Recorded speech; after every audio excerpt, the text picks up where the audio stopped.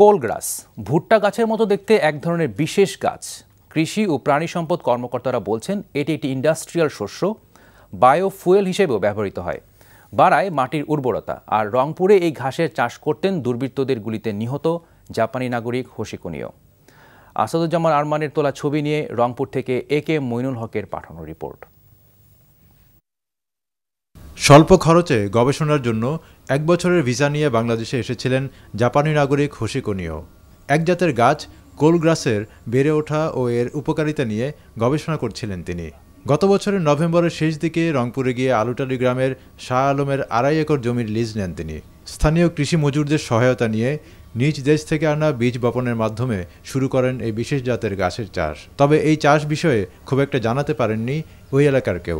ওদের দেশে বলে হয় না, ছোট ছোট হয়। তো এই জন্য আমাদের এখানে শুনছি যে এখানে গেলে এখানে গাছ খুব বড় হয়, ফলন্ত হয়।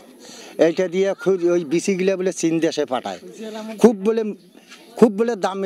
এই বিচিগুলোর খুব মূল্য। এই ফল দিয়ে কি হয় না হয় তা আমরা কিচ্ছু জানি না। আর গাছ সম্বন্ধে আমরা কিছু জানি না। আর গাছ দিয়ে কি ফল দিয়ে কি হবে না হবে, হ্যাঁ আমরা জানি যে এটা ঘাসের গাছ।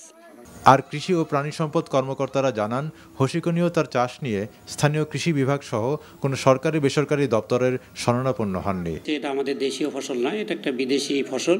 হয়তো উনি ওনার দেশ থেকে এনে এটা আমাদের দেশে করার চেষ্টা করছে, তবে উনি এ সম্পর্কে আমাদের সঙ্গে এর আগে কোনো যোগাযোগ করেনি।